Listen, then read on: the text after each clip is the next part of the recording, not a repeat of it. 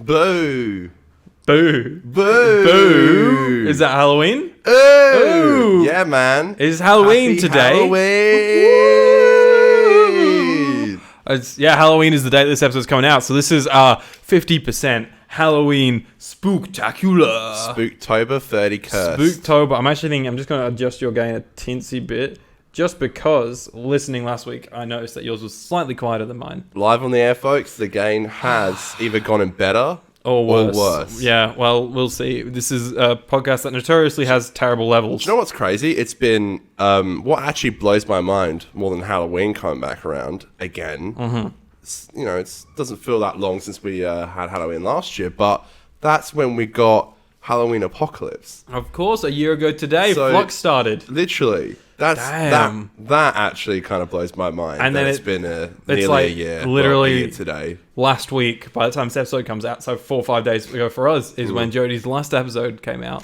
Yeah. Isn't that bonkers? She really did get like a full final year. Pretty much. Close. Very close. Yeah, if you keep all 6 episodes of Flux along with the 3 specials, she had a year of Doctor Who. Yeah. A good year of her final 3 episodes. Yeah, that kind of blew my mind to think about that. Let me tell you, there ain't no brakes on the RTD train. He wasted no time. Arguably, definitely, I reckon, too quick. I reckon fucking was like, now. New logo. Now, rebrands. This. Yeah. Disney Plus. So there's lots to talk about. Heaps to talk about. We'll get into that stuff shortly. Taking the jacket off. Taking the jacket off, mate. But yeah, I do got to say, I think it is. I think it was too soon for all this new rebranding. I could have done with another week, I think, because I was literally yesterday or 2 days ago, whenever this happened, an hour before the announcement was there, I was kind of just like, I feel like I'm still grieving Jodie. Like, I feel like it has actually kind of got me a bit here, and I keep thinking about it. And then all of a sudden, it was like new logo, and I was like so hyped. And then like a day passed, and I was like, oh, I feel like I don't know. I feel like my emotions are like on this weird. It's kind of hard to. You can't keep your thoughts straight. You don't know what. You don't know to think about Power of the Doctor or about the future. Yeah, I guess. And also, we don't know how much more information we're even going to get this year. Yeah. If it might even just be that. Everyone keeps saying it's a couple of weeks till a companion announcement. I think they are filming in November, so I'd. Yeah, so that would probably be the next thing. But then, apart from maybe some set pickies, we probably won't get anything. It'll probably be dry. Yeah, dry as no, we're not. Fanny. Okay. Aiden loves that saying. You can say that's a better word than the other word that you like to say. Oh, okay. Yeah, the one the only word I say that gets cut out of the show. It gets beeped out. Our American fans love it when we say that. I bet they do. So reflecting on last week, Connor. Last week we did kind of a rambled review of The Power of the Doctor, just our instant thoughts, spitballing. How do you think you'd go? Have you seen it again since then? I've seen half of it again. Okay, I didn't get through it all. You kind of forget it's 90 minutes, don't you? Yeah. Motherfucker's a movie length. So how do you feel 5 days on from? Yeah, good. From rewatching it again, I do really enjoy it, and I find it a really enjoyable episode to rewatch, even though I haven't rewatched all of it.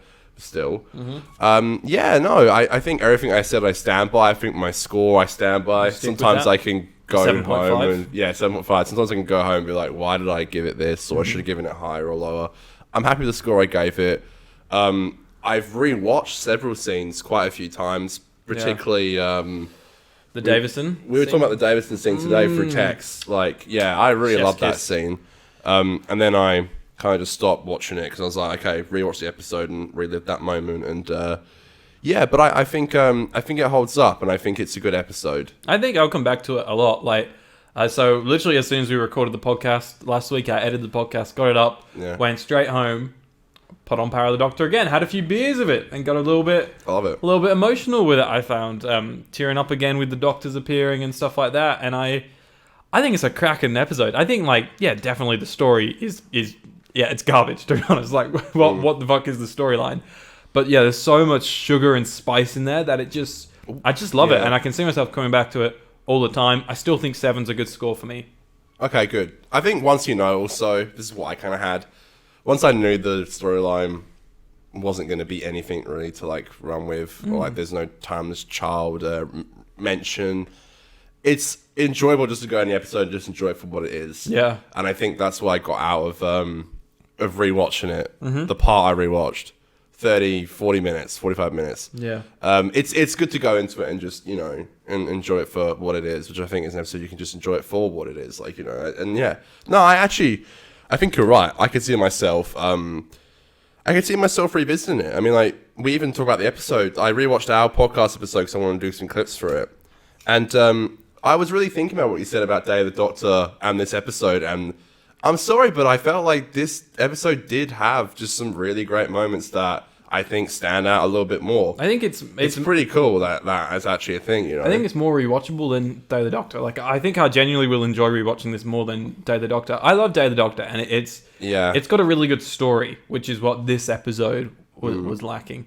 But yeah, it's just like, oh man, seeing all the old boys back, all the old dogs. I was talking to Dan about it last night, and he was like, man, I think I like it better than Time of the Doctor and End of Time, part 1 and 2. Yeah, right. And he's like, I don't think it's as good as Parting Away's Bad Wolf. And I was like, shit, I kind of agree, because like I like End of Time part 2, like the last 30 minutes, but that story I don't really love, and I'm not a huge fan of Time of the Doctor. Matt Smith actually a week ago got asked at a con if he liked his final story. And he kind of said, it could have been a bit better. He actually said that. Poor Moff. Like, Moff was like, oh shit. But like, he's like, yeah, everything can be a bit better. And he was implying it was a bit rushed. And like, yeah, I think if I had to put this episode up with like a regeneration episode, I gotta say, like, I reckon it's probably my second favorite. Like, as much as I love those 2 episodes, Time of Doctor and End Time Part 1 and 2, I'm sorry, but this just had moments that were... Even that the space train scene at the beginning, it's so fun. So fun. It's so fun. Like, it's kind of dumb Doctor Who fun. And it just throws you instantly into it. Yeah. And it's just good. But and it's I'm also sorry, it just gets your attention instantly. It's also got so many great emotional beats, I find. Like, and that is what I've been sort of crying for with this era, is like, give me some stuff that's really gonna bring tears to my eyes, which, there's not been for me a lot in this era. There's definitely scenes, but like, upon the whole, we've seen how what's what I'm looking for, how the range of Jodie Whittaker in Broadchurch and insane, what she man. can bring in an emotional performance. Yeah. And I'm not saying she needed to be like crying and screaming like she was in Broadchurch, because obviously totally different character. But she can definitely tap into that kind of thing, and I feel like we didn't quite get a lot of that. But this episode gave some good moments quite close to it, and I think Jodie gave possibly her best performance in this episode. The scene with her and Yaz just feels real, like it really does just feel like a real honest heart to heart. Yeah, man, that regeneration scene's even sat even better than it. I already liked it. It's just sitting better with me now. I really liked it. It's just different. Yeah, it's the best regeneration, I reckon. It's really cool, man. I think Pete's probably my favorite, but I really do like the it is just different, and especially since we had like Peter's was so not accepting of it until the very last minute. Hers was almost acceptance, and I think like I said in our review, I loved the dialogue. I think it just fitted her Doctor. Yeah, tag, you're it. So good. It fit her Doctor, like whether you like it or not. Like it was just her Doctor's kind of dialogue, and I think Jodie was great in it. Like the final scene, I thought she was great in it. So yeah, you're right. It's funny because like as a whole episode, it kind of doesn't like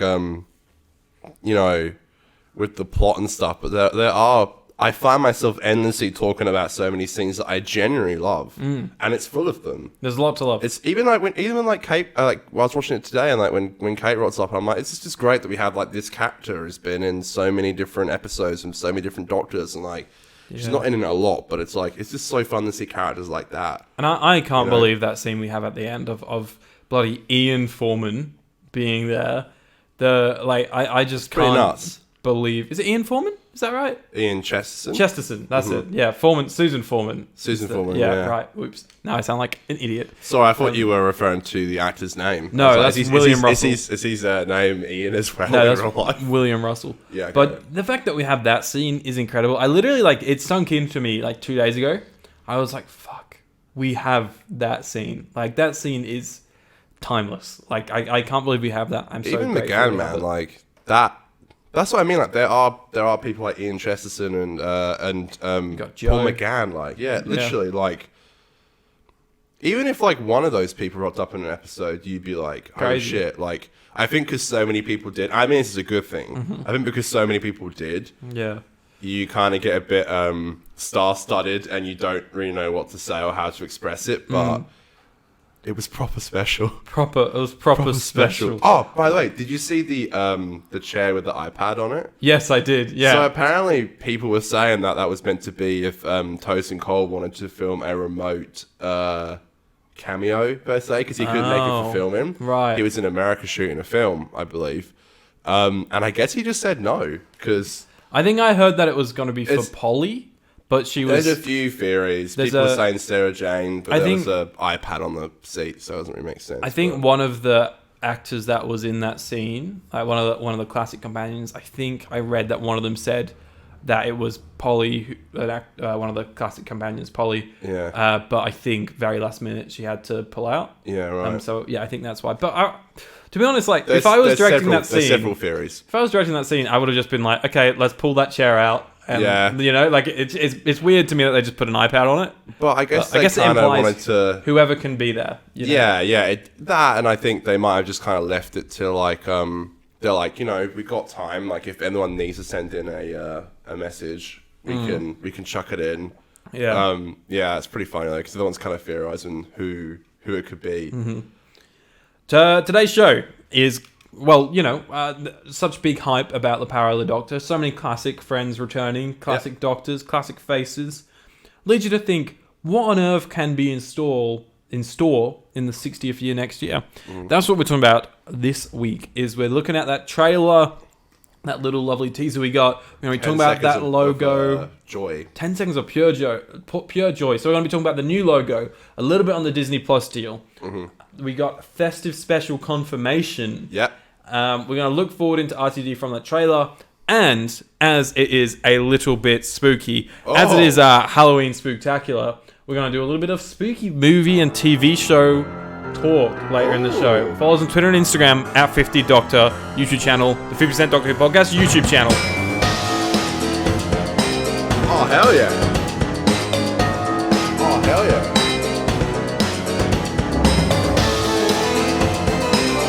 Okay, this goes on.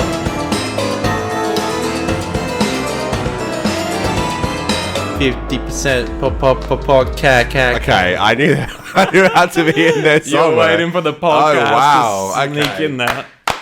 I never hear these before, by the way. So, well, they're not hard to. Well, you know, together. It's always a nice little treat. A trick or treat, you could say. Whoa! Are you going trick or treating? No, I was actually going to ask you this later when we got Halloween stuff, but we can do that now to start off. I stopped years ago, I think. Yeah, neither. I think the last thing I ever went as was a pumpkin. I think I literally dressed up as a giant pumpkin. I'm a ginger, so it worked. It's all natural. I can't remember the last time I went trick or treating, but now I've got a nephew, but he's still like not even a year old. But I assume when he gets old enough, that's when you do it again. When you get older, you go with like your kids or your nieces and nephews and shit. Like you do it with those kind of people, but it's also nowhere near as big in Australia. Not at all. Like it's a bit bigger in the UK, but it's obviously nothing compared to America. Like the US, Halloween goes hard in the USA. Do you ever get people knocking on your door? Because I not swear, so much here. Bro, we had like no one last year, and the year before, and the year before. And we're in a pretty suburban area, like I think usually one or two I get.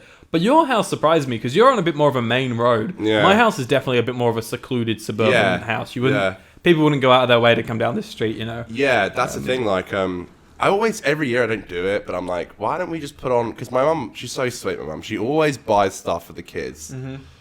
Which is kind of cool because when they don't come, I can fucking just go and pig out. I know. It goes hard. Like, they didn't come and get it. I can have it. What a shame. No one came for your candy. I've always like, why don't I just put a fucking sign out like some people do, like, you know, come in if you want. Get off my lawn. It sounds so weird, man, that they just knock on around people's doors and get sweets. Sounds a bit weird, but hey, this year, I'm saying, come and get it if you want it. You can get some sweets from the old Hannum household. Trick or treat, Doctor. Remember that line from the Halloween Apocalypse? Oh yeah, It's one of the few Halloween references in that episode. Is that from Swarm says it. A Swarm? Yeah. Okay, Yeah, he goes, "Trick or treat, doctor," and then there was like some pumpkins at the front of one of the houses, I think. And they do the trick or treat. Dan gets knocking on the door. Yeah, he steals the kids' candies. Oh wait, that's Evil Dan. Oh, you look great. Oh, good. Connor, this is the pricey gin today. This is the very good stuff. Wow, okay. Yeah. So what happened? You decided to splash out all of it? No, well, I was house sitting last week, as you would have seen in some of the bonus content YouTube videos on the YouTube channel. I wasn't at the usual setup. I was at a different house when I filmed them. And as a favour for doing that, they got you your favourite gin. My West Winds gin. Well, I've never had a full bottle of this. I've only ever had tasters. Oh, did they get it at duty free or? No, I think no. You can get it at Dan Murphy's. But I've had 3 drinks from this so far. And no, I don't know. They're definitely smaller pours than smaller pours than I usually do, because I was watching the show a few weeks ago and saw how big the pours I did, and I was like filling up half a glass full of gin, and then I had a hangover the next day and was wondering why. Anyways, I had 3 drinks from this and I was hungover, so I need to be careful. It's not that bad. It's 22.1 standards in the whole thing. But for some reason I was hungover, so I'm just going to play it very safe. For some reason I was hungover, fills up half the small ass glass. One time when I was 18, I went to England by myself, and I had a girlfriend at the time, and I didn't get her anything the entire time I was there. I kept trying to put it off. I was like, I'll find something. Didn't find anything. Landed back in Perth, went through duty free, and got her some perfume. And then we broke up several days after I got back, so I never ended up giving it to her. Have you given it to your current girlfriend? No, it's still in my closet. You still look at it every night and cry. No, it sounds weird, but I still got it in its packaging. I was like, I said to Mum, I was like, "Do you want this? Because I can't give it a kid. Can't give it a kid." I'm like, I can't. So I'm like, "Do you want?" She's like, "Not really." I'm like, "Okay." Just sits there. There is a thing. Good memory, There's a thing called a bin that you can put these things in. I know I'll find the right person who doesn't give a fuck that I bought it for my 18-year-old girlfriend back in the day. Slay. All right. It could be good, man. It's from duty free. It was $60. Could be. Yeah, that's a decent. That is decent. Why does no one want it? It's such a mystery. New logo. Yeah. New logo. Right. You've probably all seen it by now, because it's a week after this episode's coming out. Mm-hmm. But so it's obviously very reminiscent of that Tom Baker 70s logo. And Paw Patrol, apparently. And I did read that. Yeah. 70s Doctor Who copied Paw Patrol. Man, that's people for sure. Are nuts. There's also a landscape version, which is quite nice too. It's definitely a bit more in your face than the current one. Well, not the current one, then the previous one, the Jodie Whittaker logo. Mm-hmm. Yeah. I think that's my favorite, the Jodie Whittaker one. I think the simplicity of it is just so modern, and it looks so good everywhere you see it. It's on our. Yeah, we're gonna have to update our art soon, aren't we? And I was gonna say that's on our art. But yeah, no, I prefer the Whittaker one, but I do really like this new one. I do like the Whittaker one. This new one feels like at home on Disney Plus. It definitely gives me big Disney Plus vibes, which we'll get into in a second. Mm-hmm.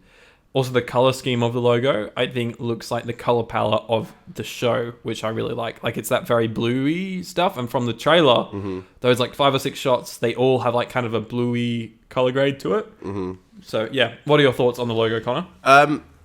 I really like it. I wonder if it's just our 60th logo. Yes, that's a big possibility, considering it's an old logo. Yeah, I think so. I'd be surprised without shooties, but we also got to remember we've got over a year of waiting if it's true that we have to wait till November next year. Yeah. So yeah, I think this could easily just be the logo for the 60th celebration, and then we get a new one for Shooty. But yeah, no, I love it. I think it's fantastic. I love it. I love how when the sign showed up in the trailer, a little bit of regeneration energy came out. I can kind of see that happen in the opening credits, the regeneration energy. I wonder if they'll away. I wonder if they'll harp back to the title sequence that logo is from in the Tom Baker era. Tom Baker's title sequence. That's an interesting question. Yeah, curious. I have mixed feelings as to if it is going to be just a 60th logo or not, because it's a rebrand, right? And rebranding a big program like Doctor Who, it happens so rarely, so you don't want to get your brand looking a little bit murky and different. Star Wars never has touched its logo, you know, like just slightly different colors and things from it. But and especially with Disney Plus probably wanting to make a bit of a home for Doctor Who now, you know, whether or not, like, I don't think we're going to get our own Doctor Who tab on Disney Plus like Star Wars does. But, you know, there's definitely at least going to be like a sleeve of like Doctor Who, right? That you can click through them. Yeah. And I think, you know, they're going to want that consistent logo. I don't know. It does seem like a 60th logo, but whether or not, they commit to it. Well, Tom was probably Russell's doctor. Yeah. Given his age, so he probably is harking back to that era that he like started with, you know. So I totally get it, and I love it, and it's so lovely to everyone just seems to be having a good time. Yeah, everyone's just loving it, and it's nice, and I really hope we get to a point where we can kind of all be friends again. Because, like, you know, we're getting there. You and me at least. Getting there. What, with the... Me and you are at least friends again. What, because of the fallout in 2000? 2000 and what? No, just since doing this podcast. Oh, yeah. No, definitely. Like, it brings people together, you know, the show. And I hope that Russell coming back brings people back together again. Because, you know, like, you know, the show was in a bit of a bad spot. That's opinionated, I guess. But, you know... And now it seems like people are actually just happy. Except the people who say it looks like Paw Patrol. I actually think the Power of the Doctor started that. Because I think it was pretty universally enjoyed, I think, Power of the Doctor. Yeah, no, I totally agree. Like, I get people's criticisms, but no, I really love the logo. I think it's beautiful, man. It came out with a beautiful video from Shooty as well, which was great. Like, you know, All right. How could I not be happy, man? This shit's amazing. You could not be happy because you're currently sat in a room with me. Let's move on very briefly to this Disney Plus stuff because you know I don't want to touch on it too much because by this point everyone's going to have heard it already. But there is one thing that I really want to talk about. So obviously, just briefly, if you don't know, Disney Plus has acquired the rights to put out all future episodes of Doctor Who on it outside of the UK and Ireland. That's the global home of Doctor Who from now on.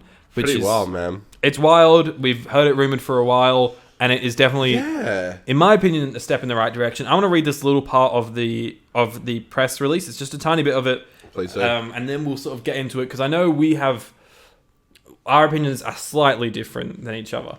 Okay, this press release says... Correct. Under a shared creative vision, they will deliver this quintessentially British show to future generations on an unprecedented scale with Disney Plus as their exclusive home for new seasons of Doctor Who outside the UK and Ireland. We don't know if old episodes are going to end up on there. I think they will with time. That's the thing, we don't know. But the big takeaways for me, one, a shared creative vision. Russell is still leading this stuff. Disney is definitely going to be involved creatively. It sounds like they're putting a bit of money in it from that.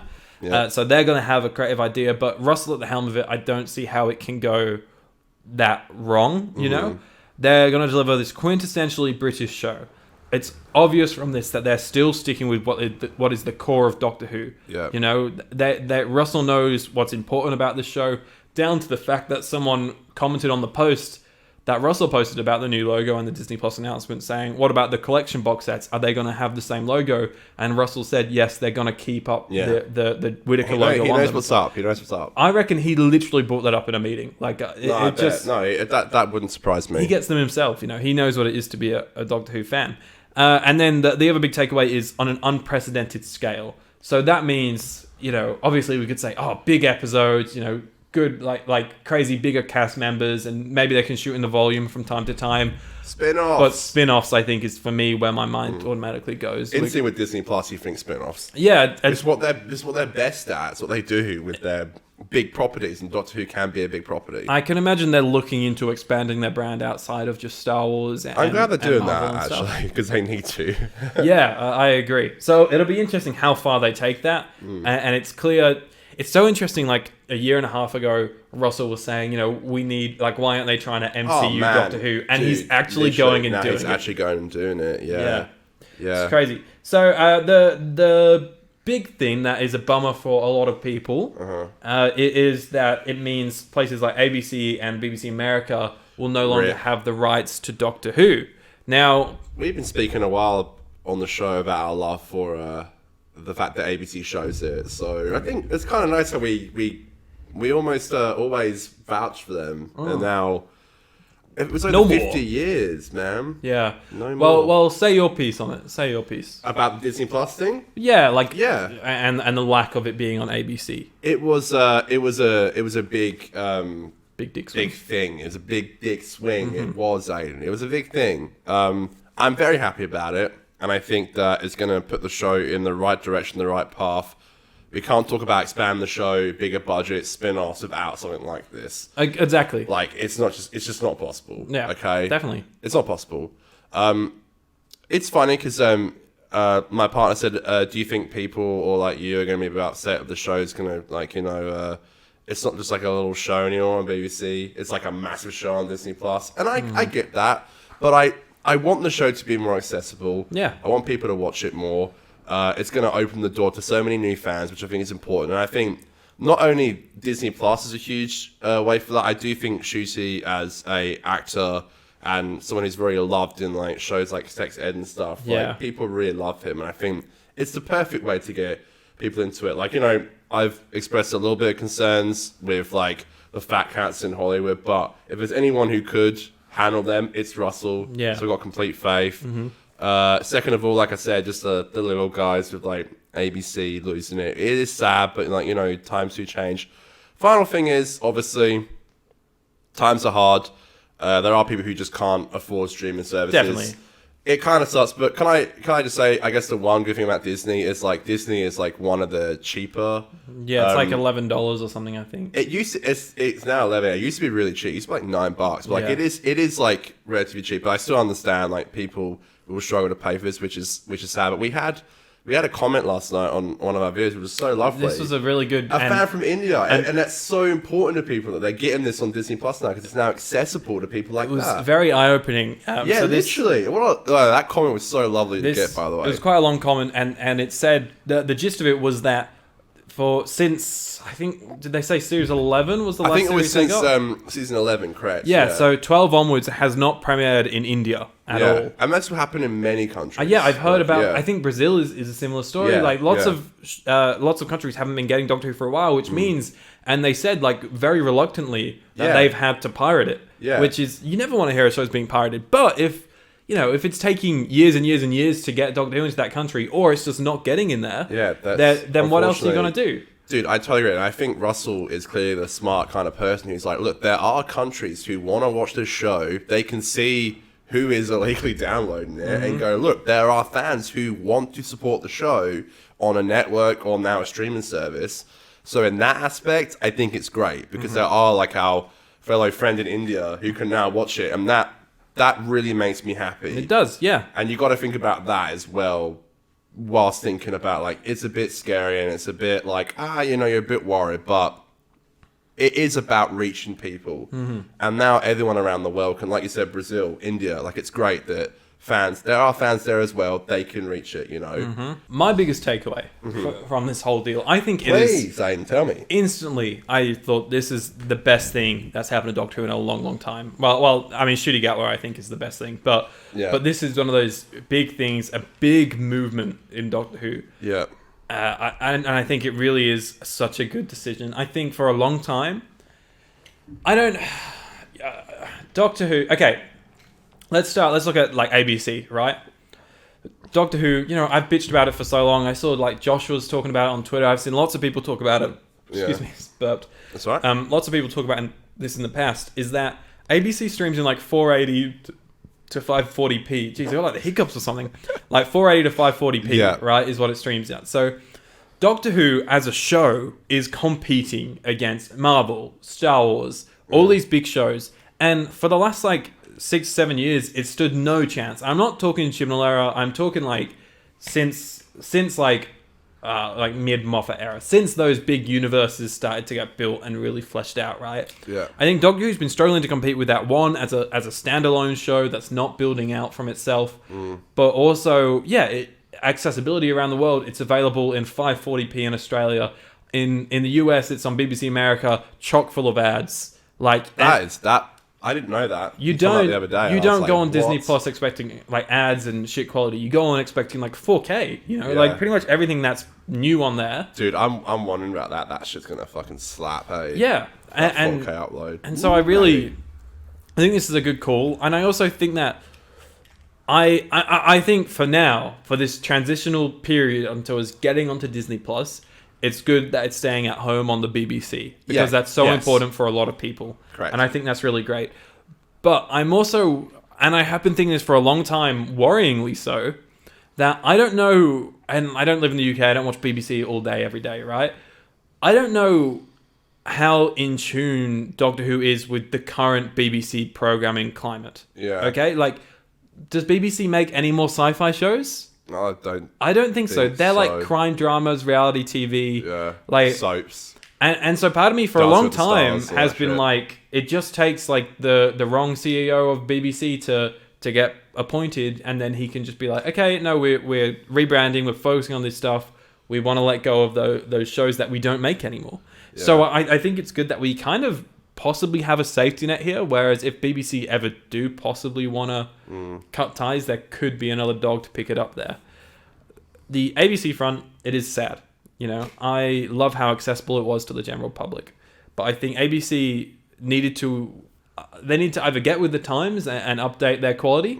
It is a free service, so you know it does cost money to do those things, but it's either get with the times or let things go that are trying to be above what you can do. Yeah. ABC, it's a free service, but I think shows like Doctor Who cost a lot of money to make. If you look at shows that are on ABC, other than, you know, maybe a few of the other BBC shows they've acquired, a lot of the shows that are on ABC are made with low budgets. Stuff from Perth goes on there. Other small things from around Australia go on there. And I think that's the stuff that makes sense to go on there. I think the argument of it being free is a little bit redundant, and I love that it's accessible for people. I really do, and I'm gonna miss that. But I think getting a show like this that is massive and costs a lot of money to make, it makes sense that you have to pay a little bit of money for it. That's what, yeah, like I just said, like, you know, we can't expect it to be this big show and multiple spin-offs. Like, it's got to come from somewhere. Yeah. You know. Mm-hmm. Yeah, man, I totally agree. I think it makes sense. You know, like if it wasn't free to begin with, we wouldn't be complaining that we had to pay for it. Yeah. Right. Yeah.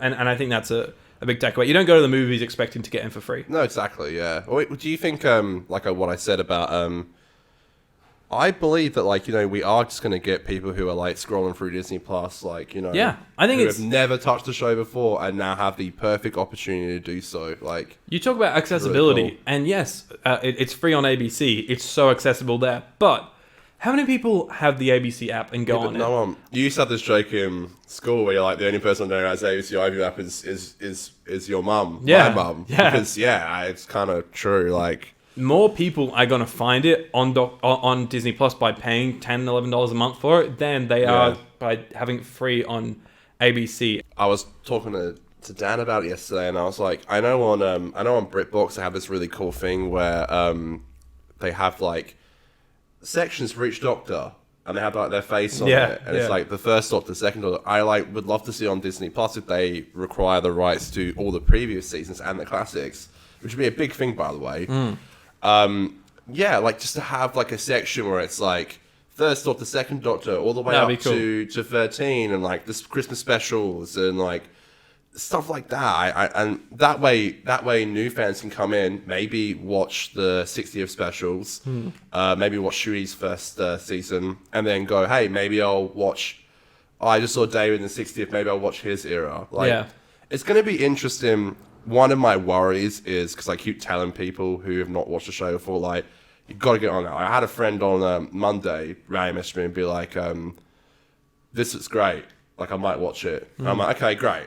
But I'm a bit worried. I'm like, I'm excited to see David and Catherine again, and like Sylvia and Wilf and all that shit. And like, I'm sure like old Doctors, like, yeah, exactly. But I'm like, I wonder how accessible this is going to be for new fans. But I think, as much as I have these concerns, I know that Russell is going to do such a great job at giving us what the fans want and opening up for a new audience. And if the 60th doesn't give us that, Shooty's era will. I think this is going to be the biggest restart we've had since Rose.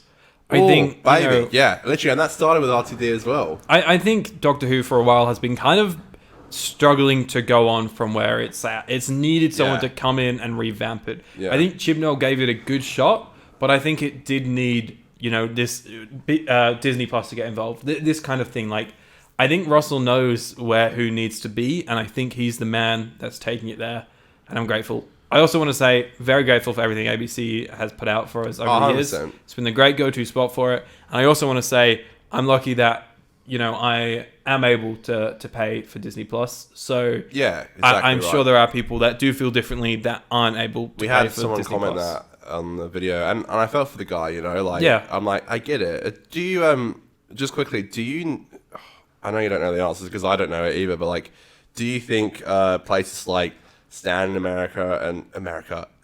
Australia and like BritBox and stuff, do you think they'll lose the episodes? I think eventually they will, yeah. Yeah, right now this press release is talking about future episodes, but I So think it might eventually. if they want it to be the home of Doctor Who, it's the logical thing to do. is You to want have. everything to be available there for people to go back to. So that's nothing. It's not even just terrestrial TV anymore. It's like it's the streaming services that are gonna lose it. Yeah, So yeah, Stan exactly. will lose it. BritBox will lose it. Yeah, there's probably going to be a bit of a transitional period because Stan will have the rights to Doctor Who For till a amount certain day. Exactly right. Yeah. So it might not be as smooth as that, Mm-hmm. but wow, it's It pretty is. bananas, man. I remember hearing rumors about it and being like, really? Like, I don't think so. I don't know about that. I And then- didn't believe the rumors. I didn't believe it, man. And then Yeah. like, yeah, it's scary in a good way, I think. It is. We are moving through Doctor Who, and that's great. The last little bit of news is on the press release, and also it was there on like Russell's statement once that teaser trailer dropped.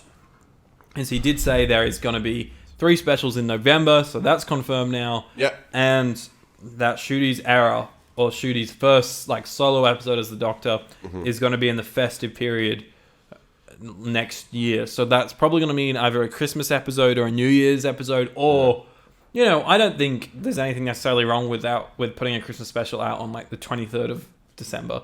I've always found, Yeah. because people, I don't know, like in the UK, I understand that at like 6 p.m. people gathering around, they're having their dinners and Doctor Who's on, that's a great time to put it on or whatever. But I think globally, I think a lot of like Disney Plus Christmas specials of shows, they don't drop on Christmas Day. They drop on like 18th of December. And I don't think there's anything wrong with that. Yeah. Something to get you in that Christmas mood. Well, Christmas is kind of over for the international fans per se because we Yeah. get it on Boxing Day. I mean, it's still Christmas, but it's not like the actual day has passed. Yeah, yeah. It doesn't feel as special, I guess. Yeah.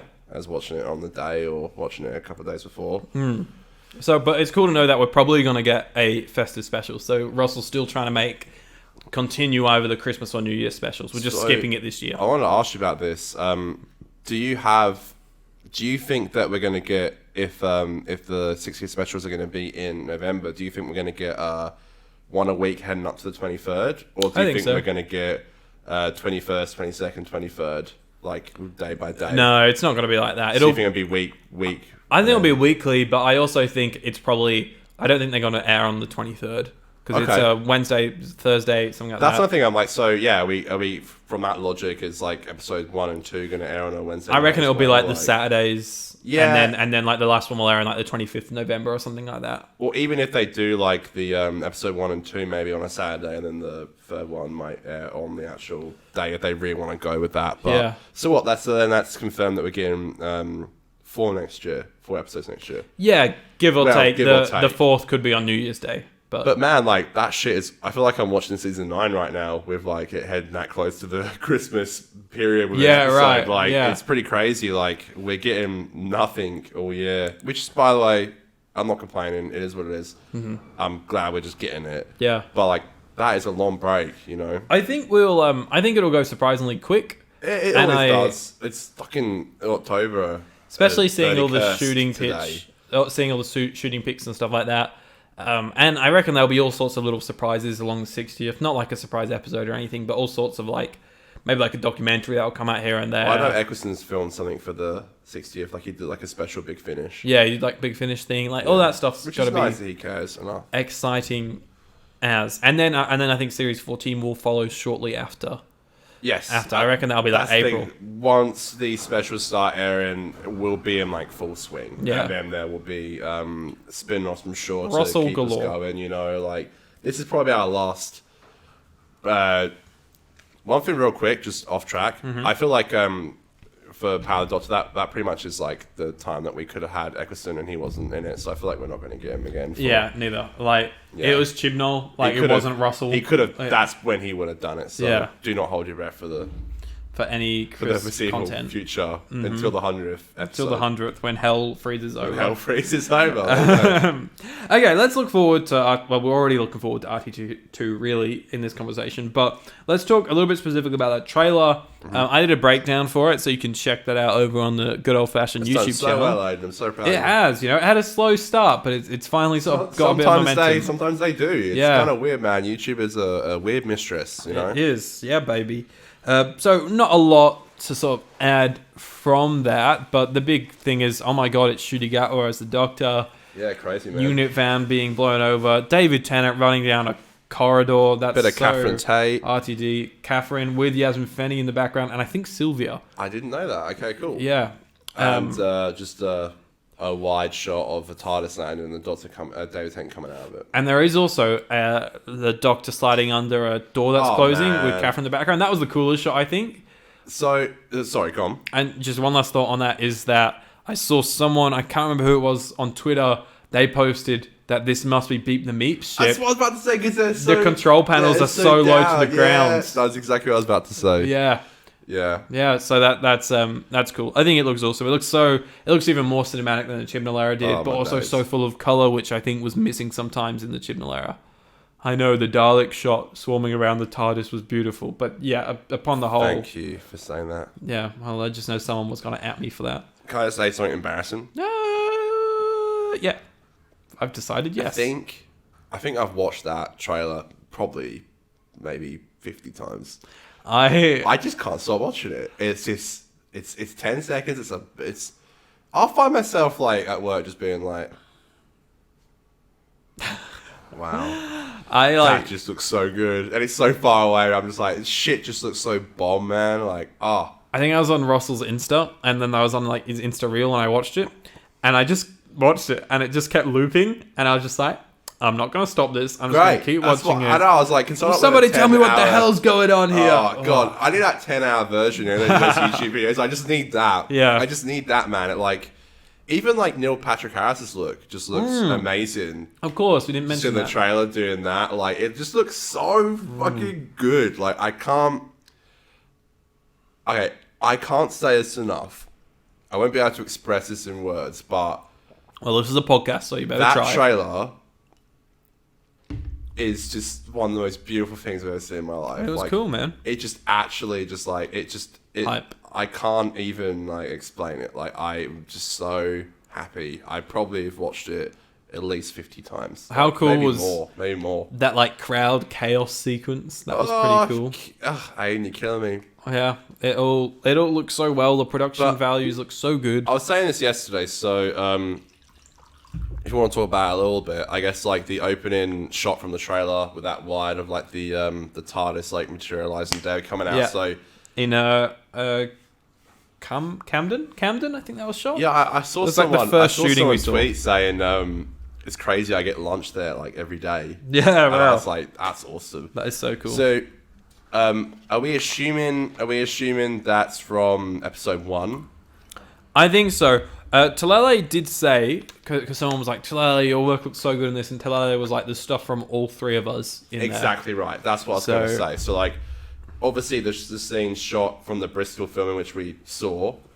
Which was Talele shooting, right? Which was Talele, correct. So the Neil Patrick Harris stuff, the stuff on the street. But all of it, all of it to me looks like stuff from Talele's shooting block when she was shooting it. But obviously, it's not. Like, who knows? Yeah. I don't know, because it kind of looks like from the first shot in the trailer when David is seen coming out of the TARDIS, it could very much be from episode 3, but it looks like he's gone straight into the TARDIS and come out from where he was on the cliff top. But trailers can be misleading. It might not be like that, but I'm pretty sure Rachel's the only person who shot with Neil Patrick Harris because he said he only shot in Carter for 6 weeks. Yeah, which sounds about right for like a 60-minute episode. Which sounds about right, exactly. So, yeah, no, but... Yeah, man, what can I say other than it's given me life over the last week. It's honestly the most beautiful thing I've ever seen. Well, let's talk about the TARDIS for a second, because we've seen it's Jodie's exterior, which I'm very happy with, because I think it is the awesome. Best looking TARDIS exterior we've had in New Who. But just a blank backdrop. Yeah, there's no backdrop in the shot of David. There's no... Yeah, whether or not they're going to VFX something in... Exactly, they might, yeah, you never know. Or if that's just how it is. We know with Jodie's TARDIS, there was, like... I don't know how to describe it, fuck. You know, like... The entry to Jodie's phone box, to Jodie's TARDIS, it sort of had like a phone box at the doorway, right? Yeah, it did, yeah. I like that. So, yeah, but yeah, I'm curious if we will see a different TARDIS interior in there, whether it will be David's. But did you see what Shooty said? He knows what his TARDIS looks like. He said he's been in or he's seen his TARDIS. Yeah. And it's lovely. So he's clearly got a TARDIS. Whether or not it's going to cross over, you know, we don't know how much his era and this David era is going to overlap. I hope it's a lot. I hope it's different, and he's got big involvement. It's not just David in these specials. I think we're gonna get mostly David, but quite a bit of Shooty. 2 things. Number 1, hit me. So everyone laughed at me. They called me an idiot. You're an idiot. They said loser. Loser. For saying that they kept the fucking 13th Doctor's TARDIS No, but it wasn't up. Mate, no, you're so wrong. I am not done. Yeah, fuck I'm off. telling you, that it was up for a reason. You just want merch. So David Tennant, me trying to get that money, baby. No, fuck you. I'm here for the fans who believed in me when I said that the TARDIS interior stayed up. I feel attacked. For a reason. Yeah, I'm attacking you because you shout at me the entire pointing time. me. He's basically touching me. I'm like a Karen right now. Like, listen here, all right? I've got my receipt. I've got my receipt, mate. I can go back the episodes how many times I said it. There's a reason why I was up, okay? All right. Why would the TARDIS... Okay, some fucking smart ass is going to fucking correct me. Why would the TARDIS just change itself randomly? Okay. It didn't get destroyed by regeneration energy. Can I rebuttal now? Please come at me. I am coming at you. Yeah. Right, now you can come at me. Okay, so that was for the audience to come at you. Now you, please. Okay, well, here's my rebuttal, is the fact that the TARDIS set was dismantled before they filmed the 60th. So they say. So they kept it up for a long time. You can literally buy parts on eBay. Yeah, but it's a done film, can you? That's pretty cool. Yeah. I'd buy a bit of the TARDIS. That shit's awesome. Is it expensive? Yes. It's like $5,000 for like a fucking screw. If you're lucky. Like a nut and a pole. This was used. Just some bloke gone to Bunnings and buying a nut and a pole. Yeah. We should do that. We should go and buy a nut and a pole. Like, we don't need merch. This was in the TARDIS. Trust us. No. Ships from Australia. Yeah. Hey, we got it first and then we're selling it off, okay? Yeah, right. We're just trying to get a bit of an investment out of it, you know? That's funny. So the exterior is the same. The interior was only kept up long enough. The only reason we were having those conversations originally about did they keep the TARDIS set up for a little bit longer for a reason. In case they need someone to film. In case they filmed like a regeneration scene with David on the other end. Exactly. Exactly, you just answered it's not been kept. It. No, it wasn't kept up enough for like the main shooting block of them shooting the 60th. If it was dismantled before then, Connor. Yeah, but I don't know if they do this anymore. But they used to shoot all the TARDIS scenes separate from the episodes. No, I don't think so. They did. No, because then you're bouncing around different directors. Early days, they did. I did. think you're wrong. They did. Prove it. Come at me with your Doctor Who Confidential clip next week. I don't know if they do it anymore, but they did for like at least the first and second season. I don't think so. They did. I don't think so. They did. That's not how it works. They did. I don't think so. They did that. They did that. Trust me. I'll be mind blown if you can find me that, and I'll hand it to you. I'll fucking do something lovely to you. That sounds weird. Let's move on. But You'll do jumping jacks. I'll do jumping jacks for you. I'll do whatever you want me to do. All right, winky face. But I'll come with receipts next week. Yeah, if you have evidence, then I will be blown away, and I will say, Connor, you are incredible. Well done. I'm not saying every season, by the way. I'm just saying they did do it. But that's at some point. Like, there's always a bit of overlap between episodes shooting, but you don't like a 13 episode season shoot all the TARDIS stuff together. Like, that's just... There's different directors. Like, they're not in town the whole time. Like, even The Power of the Doctor... They were saying, did it, though. So the director of, I think, the New Year's special directed Paul McGann's scene in that was cool. That was McGann's cool. Because he wasn't available to shoot with Magnus Stone. Jamie Magnus Stone, yeah. So we also know that Talele directed that last scene. That's what I'm saying, man. Directors do other shit in episodes, you know. Like, in Better Call Saul, you know, there was a scene that at the start of the episode was directed by a different director, and then the rest was someone else. It happens. Yeah, but that's... So you're saying that a different director directed all of the TARDIS scene? Didn't someone break their leg and had to do... Didn't James Strong break his leg or some shit and had to do the season 3 final? That shit happens all the time. And that was when like Colin Teague stepped in and did some. Yeah. Anyways, so looking into RTD2 just briefly, is there any specific wants that you want out of this new era other than just saying it's good? For me, like, I'm looking at kind of episode count. I'd love to see 8 episodes.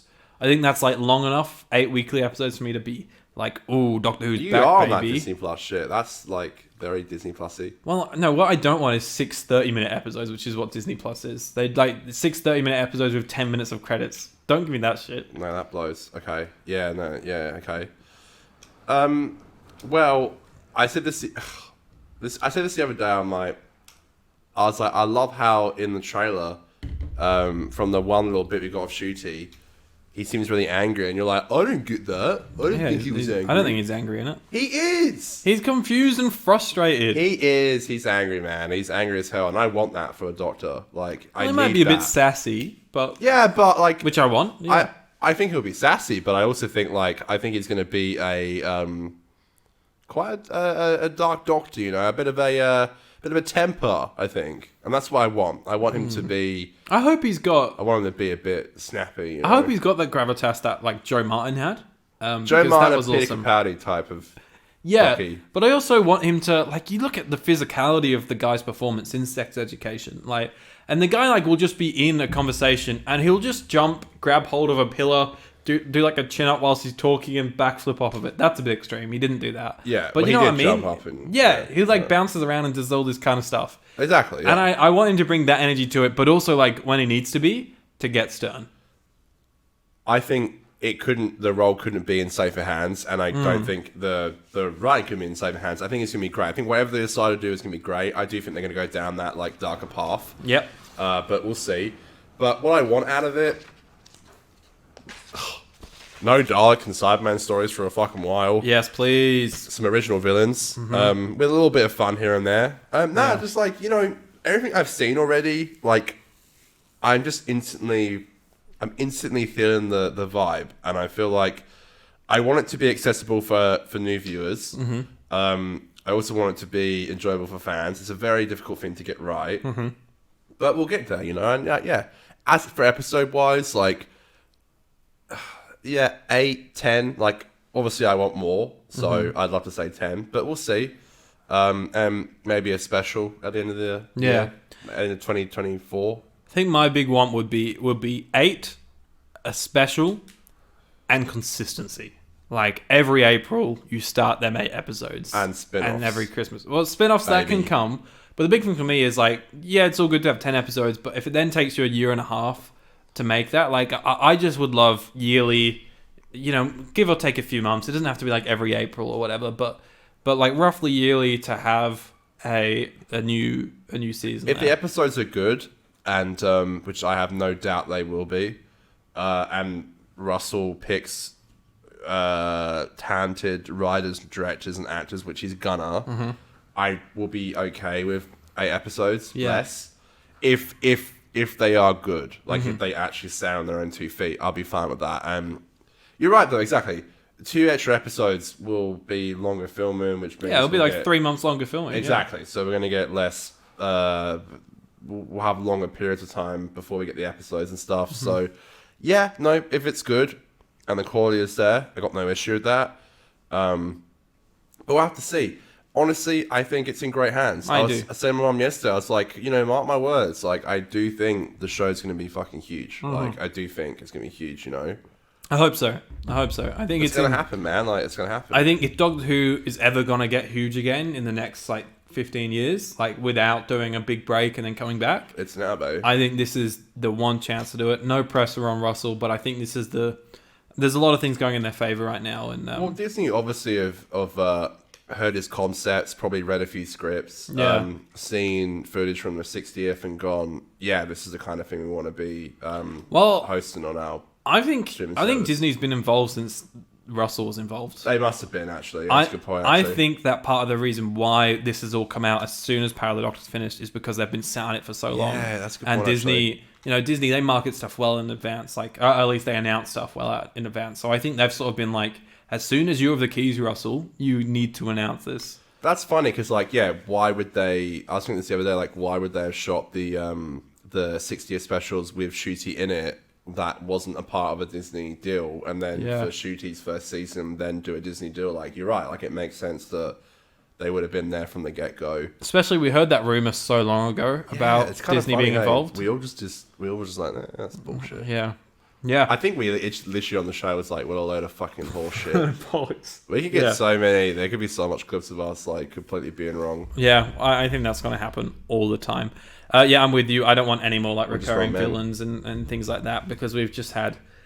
I think Chibnall did it good in terms of his first season, no recurring villains, and then a bit in series 12, and then it was okay, now everything.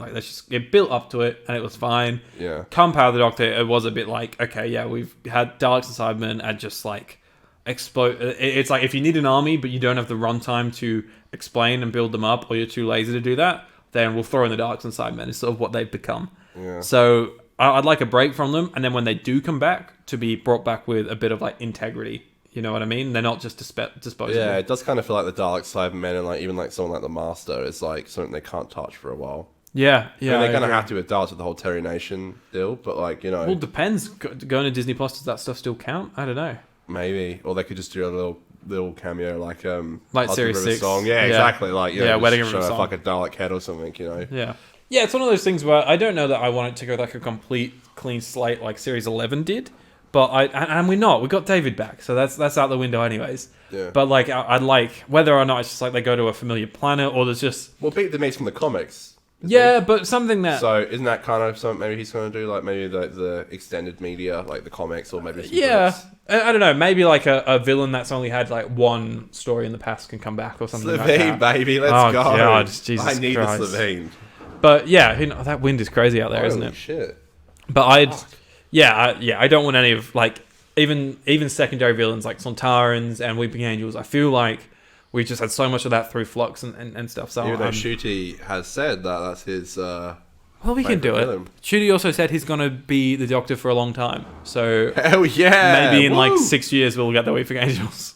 Yeah, in series 6. It's so great, man. When he said one of his favorite episodes, he mentioned Satan's Pit. He said no. He said he wants to verse the Beast. He was like the Beast. I was like, motherfucker knows his shit, man. Let's go. That's a pretty out there thing to say. It is out there. I know because I know Jodie hadn't watched the show much when she got the role, and it just seems like he kind of probably just grew up watching it, which is nice, I think he did. It sounds like his family kind of watched it together.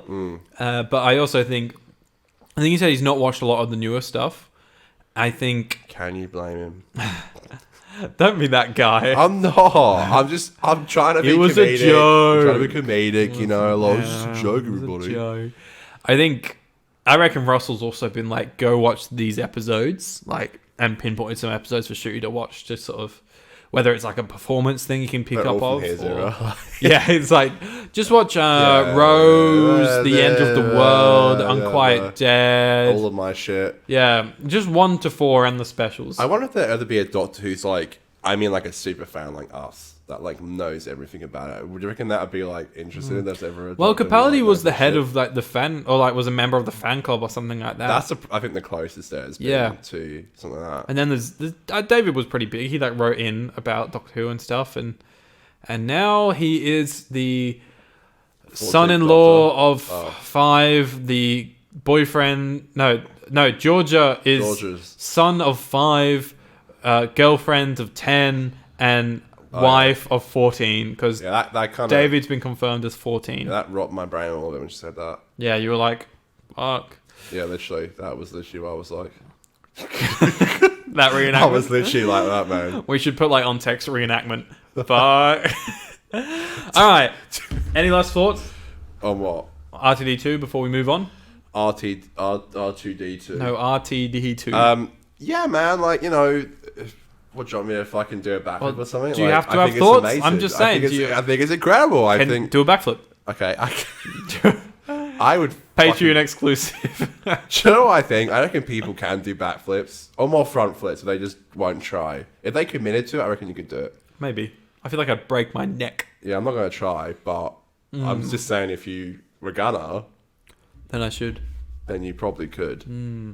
Okay. But that will be a Patreon exclusive. Well, as a reminder, this week is spooky season. It's Halloween Day, baby. We're going to talk about some spooky things to wrap up this show. Go on then. Let's do a little bit of our little spooky theme again to get you in the mood. Let's go. Slay. Let's go. We're going to be talking about some spooky movies. Yeah. This is great. I've added this segment in. I'm so prepared for this, everybody. I'm talking about some spooky movies, some spooky Doctor Who, and some spooky stories. All that installed in the Doctor Who Spooktacular. Alright, I like it a bit spooky. A bit spooky. Lights flicker. It's a bit of a windy night, isn't it? So. It is. It's no thunder and lightning or rain, though. But, you know, Nor are we in a castle on the top of like a cliff edge. You know, like a classic Scooby-Doo. Classic, like, Scooby-Doo or Dracula or some shit. Yeah. Alright. Yeah. Alright, let's go. Let's loosen up. Alright. We talked a little about trick-or-treating before. Get a bit spooky. You go as a costume for trick-or-treat. If you had to go as any costume, what would you go as? Well, I've been trying to dress as the 14th Doctor. As Shooty or David? As David. Right. And I've been going to like a load of like thrift stores and stuff and I'm gonna not pop some finding tags. anything, like, Yeah. at all. Like, I have the shoes. I have the button-up. Obviously, just a button-up white shirt. I got the Converse. I just needed the trousers, a tie, and a waistcoat. And the blue jacket. And The blue jacket is integral to that look, I think. I know, but like, have you ever tried to find this stuff? It's like impossible. I like, don't it's have the so money. hard. It's so hard. Well, thrift shops are pretty cheap. They're like, Yeah. you can get shit for like $8. Like you can get like suit jackets for like $12. I have mad respect for people that cosplay. Like, because that stuff is like, takes a lot of effort to get and it's pricey. So, like, good on them for committing to it. I'm thinking, I can't really do that. I was thinking of doing like a bit of like a Sacha Dhawan's master in the Power Doctor where he kind of dresses as like a few doctors in one costume. Rah, Rasputin. Yeah, just grow. I have been growing my disgusting beard out, which I need to shave. Fantastic I like feral. But yeah, so I'm gonna, I got the scarf. I can wear a tie. I got like the classic Peter Capaldi jacket that you say doesn't look like his suit, but I'm gonna wear that anyway. Yeah. I hate dressing up, alright? Are you wearing anything? Well, no, my friend group, we did our Halloween party last week. You've done it, it's done. And I just dressed as an all-black morph suit. As nothing. As nothing. I went as nothing. But I think, like, if I actually, like, had the money, I've always wanted to do the Ted Lasso one and get, like, Richmond shirt and do the mustache and stuff. Yeah. But if it was something from Doctor Who, I think probably something like David. I've done Peter before for a costume party. Yes, that was at Xavier's, yeah. And but yeah, I think doing David's new costume would be pretty cool, I think. I tried, man. I tried, but you couldn't do it. Just tried and failed. Or Matt's Series 7B costume. That's always been a favourite of mine, you know it. Ooh. All right, Connor. I know you hate them, but scary movies. I don't hate them. No, you're too scared of them, right? Nah. I remember we went to the press screening of The Conjuring 2. That was years ago, man. I was like you 18. were. I literally remember looking at you, and you had your hands over your eyes. Fuck you. Well, yeah, I'm it was just scary, saying. man. What do you want me to say? Yeah, I'm good. spooky. I just saw Barbarian the other day, and I loved it. Big fan. Okay, I've not seen it. That was a horror movie, and it was quite scary. Do you have a favourite horror movie? A favourite horror movie? Oh god, can you say yours first so I can think a little bit? Well, mine isn't like the best horror movie, nor I don't know if it's my favourite horror movie, but when I do think of this question, I am automatically drawn to the first Conjuring, solely for the reason of I think it is a really good movie. I actually think it is really well made. It's probably James Wan's like best horror movie, I reckon. But I also it was the first horror movie I saw at the cinema, and I was like, this is great, and I love the thrill of it, and I love the characters, and I also really enjoyed The Conjuring 2. So yeah, me too. 3 is utter Did you garbage. See 3? Yeah, the dad made me do it. Have you seen it? I have. It's yeah. so bad. I saw it at the cinema. So shit. But 1 and 2 I think are really great. 1's better, but I love the first 2 movies. Yeah. I only saw the second and third in the theater, but well, you also got to remember that this is that's like a ghost horror movie. There's kind of 3 categories. There's like ghost, then you got your slasher, like I've as a kid always loved Scream, and I actually rewatched it for the first time in like 10 years, like 2 or 3 days ago, and I was like, fuck, this movie's actually really good. Like, it is just a slasher movie. But yeah, there's the slasher movies, and there's also the psychological horrors, like your Hereditary, your Midsommar. Oh, great, yeah. Hereditary. Obviously, you're probably not going to like this, but Lighthouse is a bit of a horror. Yeah. I like The Lighthouse. This fucking guy, honestly. It just didn't do anything for me on my watch. This guy. God. One episode we won't talk about The Lighthouse. I was going to say... Babadook, a lovely Australian director. Yes, The Babadook. That is a fantastic movie, which Very is low good. budget and scary as fuck. I've seen it loads. Yeah. Have you seen, like, literally so many times, actually. Have you seen the short film it's based off of? No. Yeah, so she made a short film. No, you're joking, really? Yeah, the Babadook was a short film. And it's a very, just like the same thing, but just shorter, right? Shit, okay. So it was obviously used as like a proof of concept that was used to then sell to get the funding for the film. I watched her second film. I think it's called Nightingale, which is in 4x3. I've not seen it, but I've heard of it. And it's pretty out there. I think we put it on the worst time. We'd come back from a bit of a boozy time at the pub. Yeah. And I remember Dan saying, like, I don't know if it's the right time to put this on. And I was like, oh, no, let's do it. It's the Babadook. Babadook again last week. We so got to watch it. good. I've never... And I was just like, what the fuck is this? Like, Yeah. I also saw... Sorry to interrupt that. I also saw her film that she made in her university degree. I've seen. Oh, cool. Like, which was... Yeah, it was cool. It was like definitely like a uni project, but it's also cool to be like, No. that's the stuff that I could be making right now. It shows you that you can do it, and it's obviously awesome to support a Australian director. Of course. I'm Making probably good forgetting stuff. about this, any movies, but... Same, yeah. Yeah, I feel like I'm going to go home and remember some, but... Probably. So, I know the answer for what is your scariest episode of Doctor Who, because you made a whole YouTube video on it. I did. Which is on the 50% Doctor Who podcast YouTube channel. Absolutely terrible. So. Which is the Doctor dances and the child, the empty child. I was about Correct. to say the unearthly child, which is a different story. Yeah. Mine would, I don't know why I started talking and then I... Is it Blink? No, it's not Blink. It would have been as a kid. But as an adult, what's the scariest episode of Who? You know what on the rewatch kind of got me? I know it's not scary, but just the vibe was Human Nature Family of Blood. Oh man, there's definitely a creepy vibe to that. It's just like a creepy vibe, right? For sure. Well, do you have any other big hitter scary episodes for you? Yeah, definitely. Midnight for one. Yep, I sure. think is not only one of the greatest episodes of Doctor Who of all time. We love you, RTD. Slay. I don't know why I pointed out. I hope he comes. Yeah, like he's to the dead. heavens, Like like we love you. I hope he comes back one day. What, the creature? No, RTD. Maybe. Okay. A bit of spicy jokes on the old 50%. A bit of fun. I hate people who say, I want the Midnight Villain to return. I'm like, the entire reason it's good is because you don't fucking see it, you jongle. Mm-hmm. That Night Terrors used to scare me as a kid. Yep. That never got me. I thought that Well Enough in Time did a really good concept of showing how messed up the whole Cyberman conversion thing is. And I think Rachel does a good job at the hospital scenes were really good as well when they press on it and it's like pain. Like that voice in particular is like kill killing. Me. Yeah. Kill That's dark. Me. Yeah, it is for a Doctor Who episode. Yeah. Moffat really was like, I don't care if the kids complain. He pushed it because he knew he was going. You know. Yeah. There's that. I think. When I was a kid, the New Earth, New Earth scared you? I couldn't watch that episode for weeks, months, because I was so scared of the whole. Because my mate was like, "There's an episode you get touched and all these like gross infections start growing in your skin," and I was like, "That sounds like the most scariest thing I've ever heard in my life. I'm not going to watch this." And that really spooked me. Tooth and Claw's very Tooth and Claw. I was about to say that. Yeah.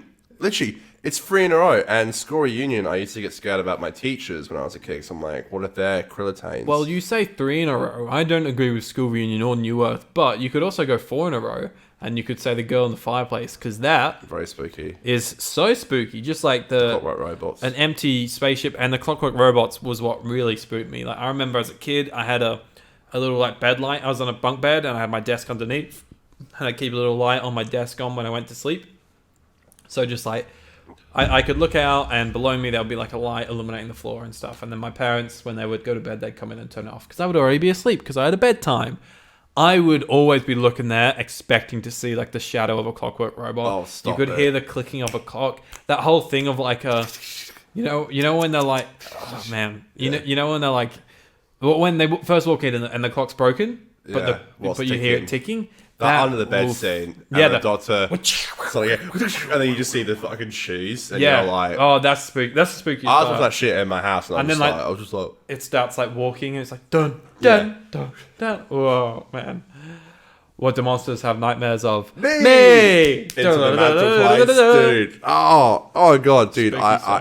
There's some scary Who episodes for sure. It'd be interesting when we get older, and I really don't think there's many in the Jodie era that would fall into this, but like even like the Capaldi era, like episodes that weren't scary for us because we were older, because those episodes in season 2, we were at the age where that stuff was scary. Yeah. So I'm curious if there is episodes more recent in the past like decade that we haven't found scary as adults, but lots of kids have been terrified of. Because I bet there is a bunch, and we're not aware. There's a bunch, yeah, man. And I really would love to get like a really adult, scary spin-off that hopefully we'll get, and that could... Spooksy. Woo! Do you know what I did the other day, though? Like, tell me. I want to get... I'm obviously teaching my nephew, Georgie, who's like 8 months old. I played him the OST. I played him a track from there.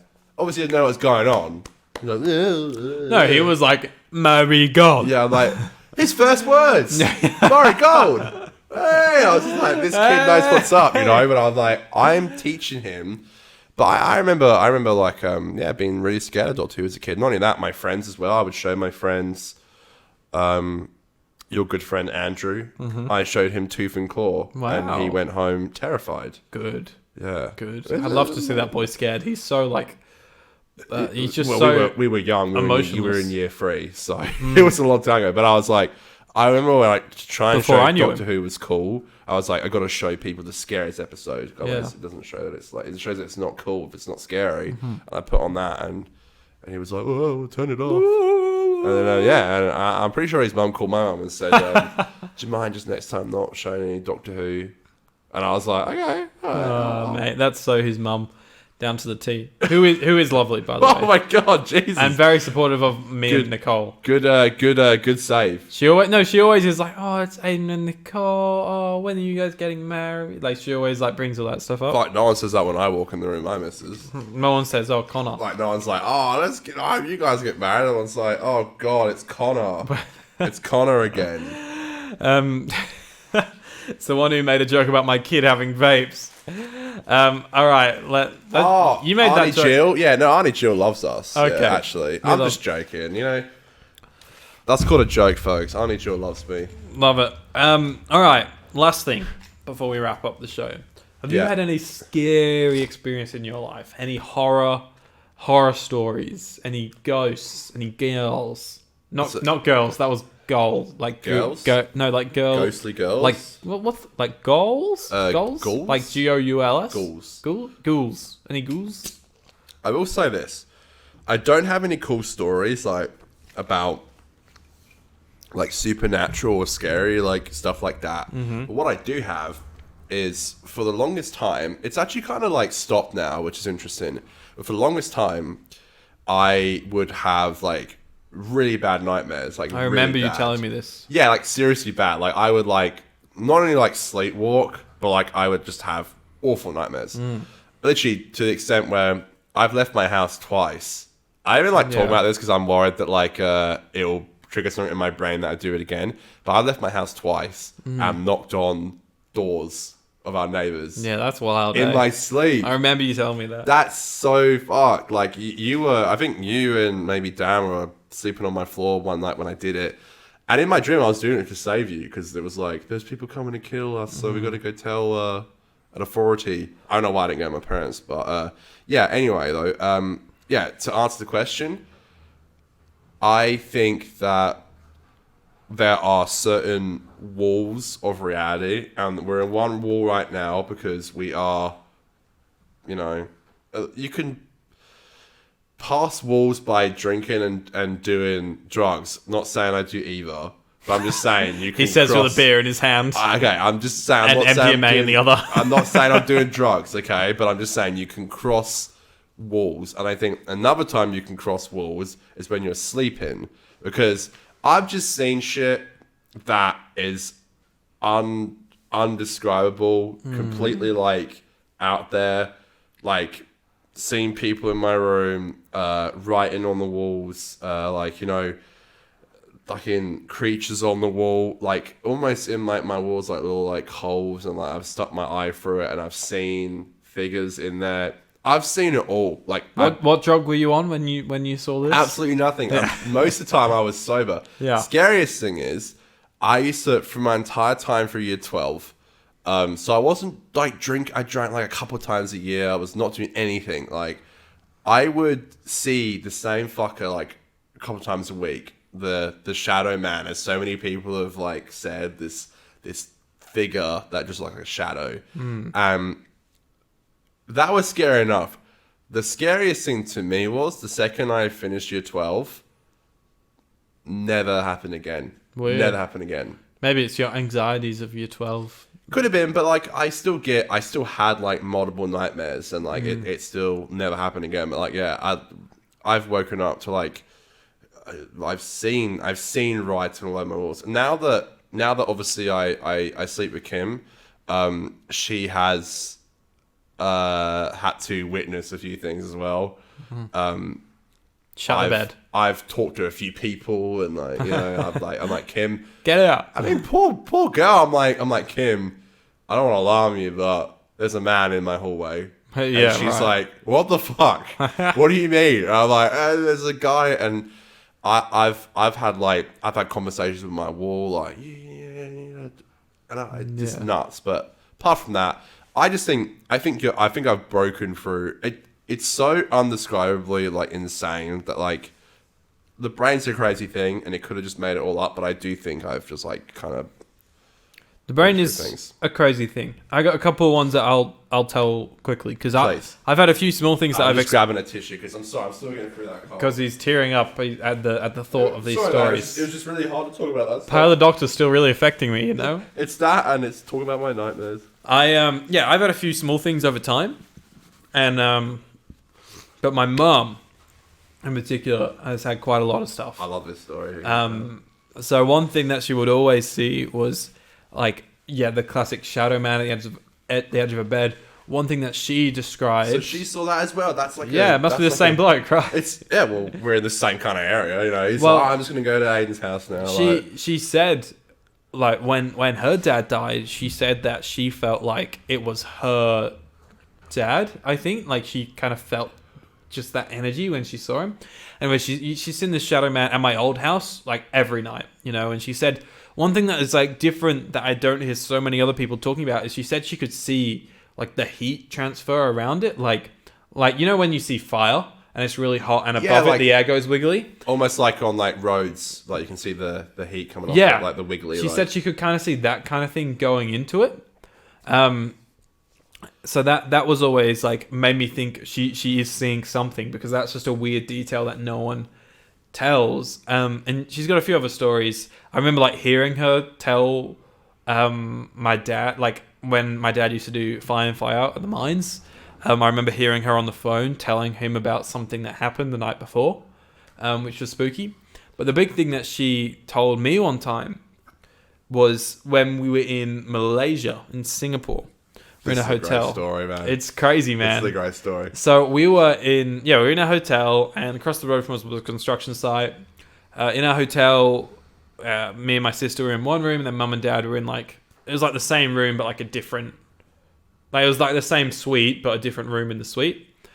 And my mum and dad, one breakfast, like mum was like, I had like terrible sleep.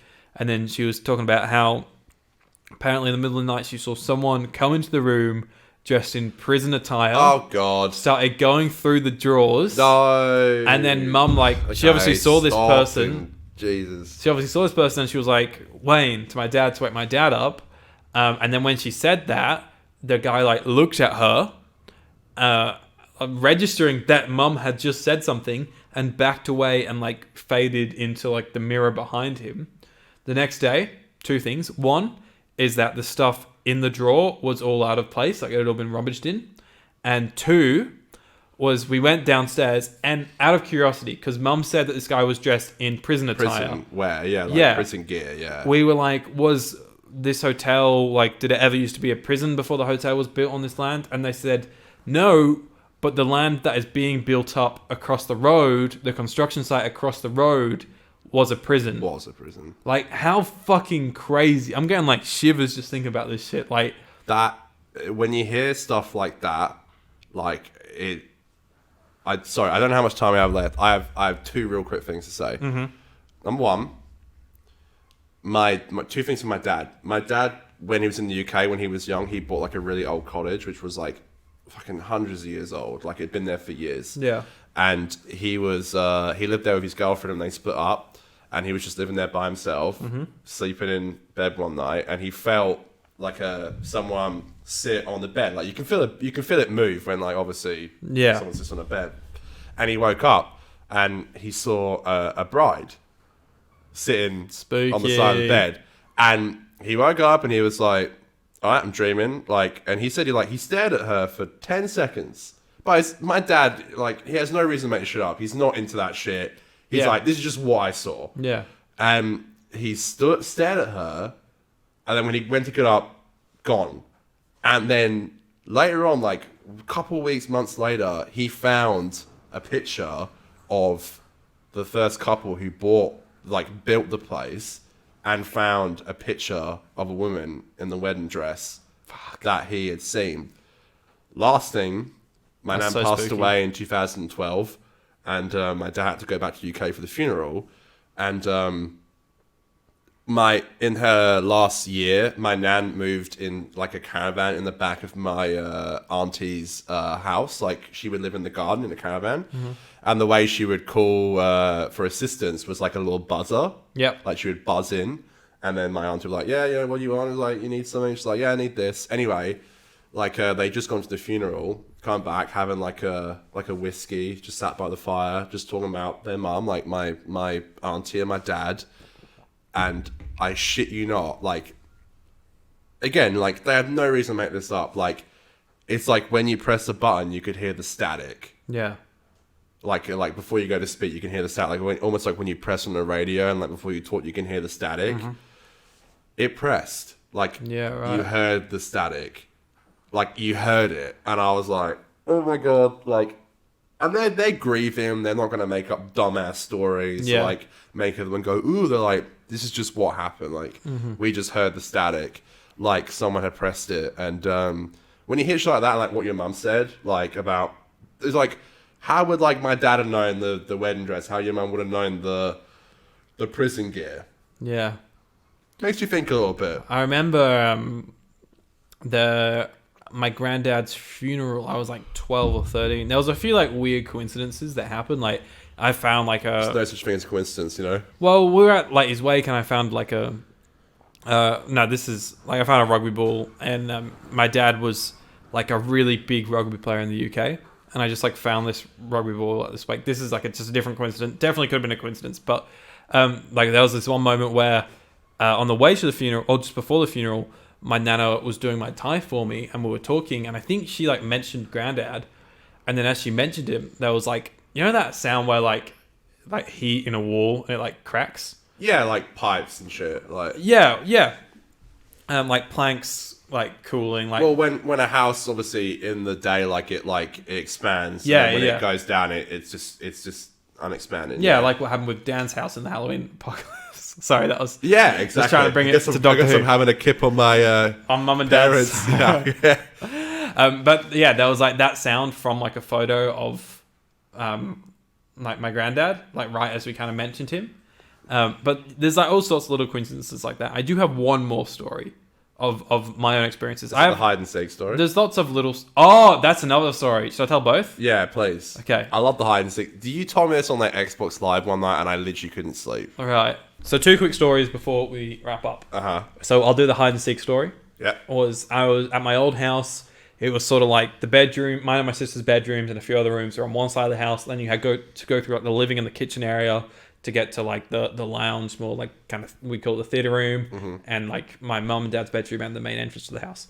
Anyways, me and my sister, we were playing hide and seek one night, and I was hiding, and I hid in that main living kitchen area that was in the center of the house, and my sister was counting in the theater room, which was on one side of the house.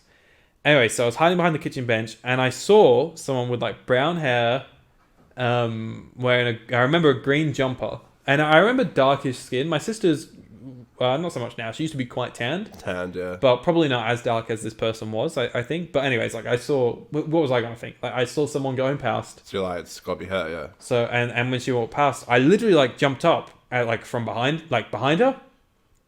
She went around a corner, and I jumped up and was like, "Ha! You went past me." And then from behind me comes my sister.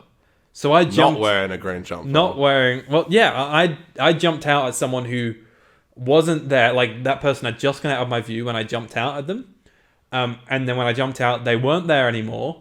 And my sister came from the other end of the house. Yeah. Like that shit's crazy. My other story, you can say what you want about this story because, even I struggle to believe it because this was quite recent. Oh god! And part of me is like, maybe this was my mind fucking with me and stuff like that. Like maybe it was like sleep paralysis or something. Yeah. But I was must have been just before I moved into my sister's old bedroom since she moved out. So I was in my old bedroom, and I remember. So this all harks back full circle to my mum's shadow man, right? Right. So I woke up in the middle of the night. Nicole was sleeping next to me, and in the corner of the room, I saw just like this shadow man, right? And I'd had the worst nightmare. I couldn't tell you what it was about. Don't remember. But I remember I just felt so sad and so depressed and so drained. And I was having this horrific feeling inside of myself. I woke up and I saw the shadow man. And I literally can't describe what I was feeling other than that my negative emotions were being sucked out from within me. And I felt like I could see that. Like, I felt like I could see something in the air. Almost like a Dementor. Well, kind of like a Dementor in a way, I guess. The way that it kind of was. Well, it was almost like it was all sucking into like his entire body. It wasn't like it was just going into his mouth or anything. Right. But then I was also like, is this like the shadow man that my mum saw? She said she saw wiggly lines around the outside of it. That's kind of what I saw, was like these wiggly lines, but it felt like it was coming from me. Like it was feeding off of my negative energy. And I was terrified. Like, and my immediate thought was like, okay, this is sleep paralysis, right? This is sleep paralysis. And I sort of let it happen for a while. And then I kind of turned and I was like, Nick. And she didn't wake up, but then like the figure kind of faded off into the shadows. But then I could not move for like 45 minutes, but out of fright. So it could have been sleep paralysis, but it was out of fright. But the thing is, with sleep paralysis, you wake up. Like, at least from everyone I've spoken to it to, because I've asked so many people that I know have had sleep paralysis if they woke up. I never woke up. Like, I was conscious until like the next morning. Like, and the next morning I asked my mom, because I was like, this could be like the figure that she saw, and we were talking about it. And she's like, that's weird. I slept in the room next to you that night because Dad was snoring so much in his bedroom. And I was like, fuck, is there like an element of like, because Mum was right there, that I saw what she usually sees? But the thing is like, and the reason I know like I fucking saw something was because I do not open my eyes when I wake up in the middle of the night anymore, because I'm terrified. Like generally, and I wake up all the time at night, I cannot open my fucking eyes. It takes a lot to scare you. Yeah, like we have so many stories of me being like, fuck it, we'll be fine. Honestly, yeah. But this thing literally petrified me so much that I cannot open my eyes up when it's nighttime anymore. Wow. Like every now and then, if I like feel the need for like water, then I'll like roll over and I will just like slowly. And I'm terrified when I do it. I'll slowly open my eyes, but like I'm like scared thinking about it. Like it really, there was just like some weird emotion I felt from it, and yeah, weird Very one. interesting. Honestly, one last thing, 30 seconds. Uh-huh. I don't know if you guys remember a couple of weeks ago when Aiden's laptop running went off. Yeah. Oh yeah, this is funny. We kept joking about like, oh, go follow Connor home. I swear on my mum's life, I'm not making this up. So Kim wasn't staying over, so I think I just like watched some YouTube and like I played some FIFA. But I turned my PlayStation off and my TV was still on standby. And I had all the lights off in my room. My TV was on standby for a little bit of light. Finished YouTube, chucked my phone on charge, turned the TV off standby. It went black. I swear on my mum's life, it went black. Put the TV remote down far away from me. Before any of you people say I rolled on it and it turned on. It was on the floor and I'm on my bed. I swear, I turned around and it just turned on. Turn back on. Spooky Town. And it never does that. Spooky Town. I got a good story to tell you off air. I can't tell it on air. I think you might know what I'm going to say, but I have a good story. It involves Casey Neistat. I tell you the story? I don't know. No. I'll tell you. What a curious tease for the audience. I'll tell you off air because it was a bit of a ravenous night, and I don't know if I can say it on YouTube, but it was really cool. You want to... I don't know if I can say it.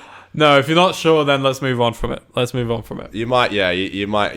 I'll end up cutting it probably. Yeah, you probably end up cutting it. All right, let's wrap up the show there, guys. That's our show. Very off topic, like the end of the episode, but that was the point. You know, we save the off topic stuff for the end. I think we say all the stories, which is good, except that one at the end. You know, we got through all of them. You know, mate, I've got plenty. Let us know your stories. I remember I woke up. It was like Boxing Day, or like one of the days after Christmas. There was a Lego set underneath my bunk bed. Like I mentioned, I had a bunk bed at my old house. And there was a Lego set from Christmas underneath there. And I woke up in the middle of the night and could hear that Lego set being rattled. Oh, stop it. Yeah. Fuck. The old house was where it all happened. That new thing was at this house. But like... I genuinely think... And it was like a kid you saw in the sweater. Mm-hmm. Kids like Lego. I genuinely think I'm going to be able to sleep tonight. Thank you, Aiden. I'm getting shivers thinking about it. Let's move on. It's a hell windy night as well. I hope you guys felt a little bit spooky hearing these stories. You guys, I'd love to hear your stories if you have. That's I know right. This is the end of the episode and probably no one stuck around. Yeah, they're like, who these fuckers? This was a great part of the episode. If you stuck around, send a thumbs up emoji in the comments below, and then we'll know. With your story, your creepy stories. Creepy stories you tell in the dark. That's a TV show, isn't it? It's something like that, like scary stories you tell in the dark or something. Yeah. Now I'm going to tell Aiden the story off air. Yeah, of Connor on MDMA and meeting Casey No, Neistat. it's not on MDMA. Fuck's sake. You always like it was cocaine. You always have to like make me sound as the biggest fucking drug ever, and people believe it because they're like, "Why would he joke about that if it wasn't true?" That's our show, guys. Fuck's sake, it was not on MDMA. Thank you so much for listening and watching. Follow us on Twitter and Instagram at 50Doctor. Next week, we are talking about class. We're gonna make it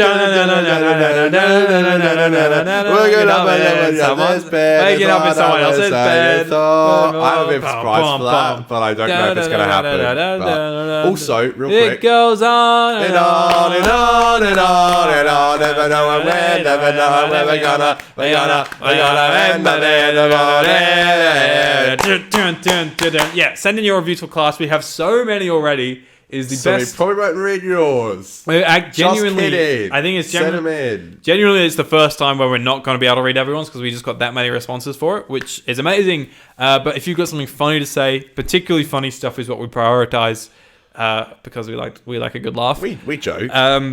Then send them on through to greenie.who@gmail.com at the email. Or you can reply to a tweet I put up a few weeks ago about it, or in the comment section, or comments on here. Yeah, do whatever the fuck you want. And you may get featured in next week's episode, talking about all 8 episodes of Class. Connor, what were you going to say? I don't know if Vinny's spoken to you recently about the Doctor Who cards. Did she talk to you about that? The Doctor Who cards? Okay, so Vinny is sending me all the way from the UK Doctor Who cards for us to open on the show. That's so awesome. We love Vinny. And she's sending them on a Saturday. So dude, Vinny's so sweet, good. Man. Like, honestly, she was like, I have so many. I don't know what to do with them. It'd be maybe funny for a bit for the show to just open them up. That's amazing. And I was like, I'd love that. So yeah, she's like, I sorted for them today. I can probably ship them on Saturday. So Vinny's a godsend. I remember she's so sweet, man. So many times whenever I like bitch, like, why is this not available in Australia? Like literally 2 days ago, she was like, the B&M, do you want me to pick up these Dalek B&M sets for you? And I was like, Vinny, no, please. Like, you don't.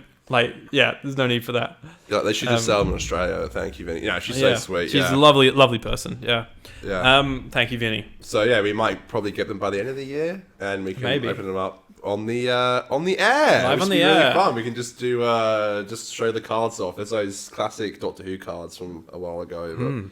Very cool. All right. Thank you so much for watching, listening, everybody. The future's bright ahead. We're on the road to 500 subscribers by the end of the year. Let's make it happen. Please subscribe if you haven't already. We smashed our Halloween goal, which is good. We did. We were hoping by Halloween to have 200. We're almost at 250 at the time of recording. So let's go. Let's go. I've been Aiden. I've been Connor. And that's Peter, the emoji octopus on Connor's head. Next week we're talking about class. Thank you. And get ready for that. Get ready. I hope you guys enjoy your Halloween. Let's go out to the spookiest theme on the town. The 50% Halloween theme, baby. Let's go.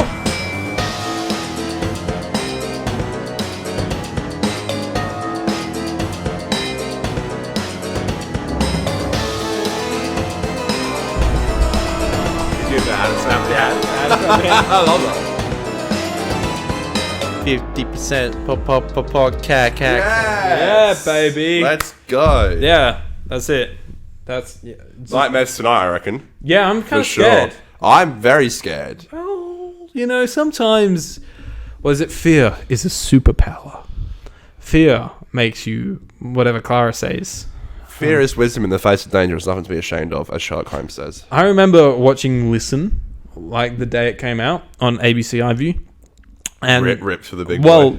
I remember being like, why is this quality so bad? Like, why? And still, that was what, 2015? It's not gotten any better. It's been almost 10 years. And they wondered why they lost Doctor Who.